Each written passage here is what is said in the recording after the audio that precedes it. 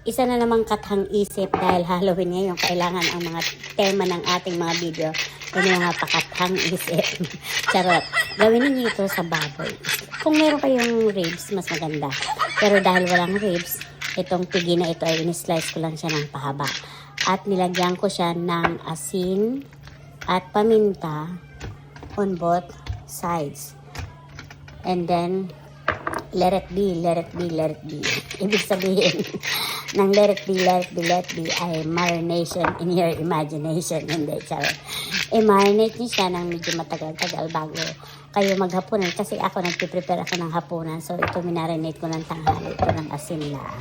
So, pagkatapos ng marination yan, ilalagay na natin siya sa aking iron pot. So, ikamada.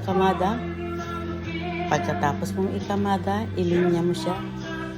Pagkatapos mong ilinya, ayan, ready na siya. Set the oven for 400. And then, put it in the oven. Let it brown for both sides. Pag brown na siya, ayan, okay na yan, ganyan. Ganyan ka-brown.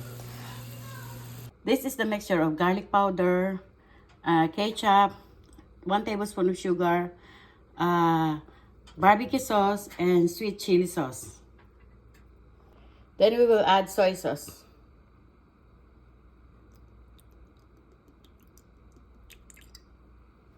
Then we're going to brush that in the pork, and then we will bake it for 30 minutes. We'll put it in here and bake it for 30 minutes. But first, we have to layer the onion doon sa bottom.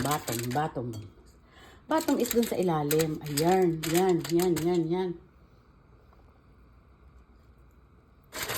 Napaka-arte, diba? Napaka-arte. Napanood ko lang yan eh. Nagustuhan ko siya kasi parang mukha siyang masarap.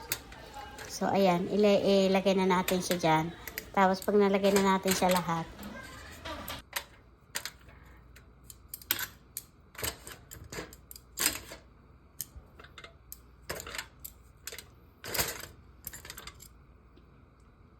yan, lalagay na natin yung sauce sa ibabaw.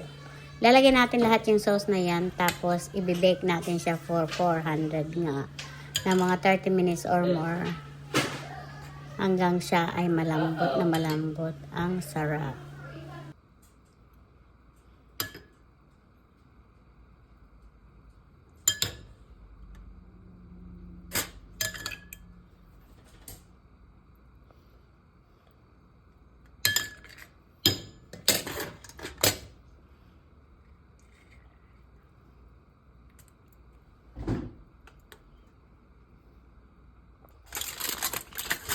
So, babalutin na natin siya yung balot ng aluminum foil para hindi makawala at makulob lahat ng lasa sa loob. So, ayan na nga ha.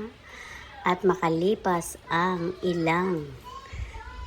Ay, siguro inabot ng 1 hour. Look at that. It looks so delicious and so soft.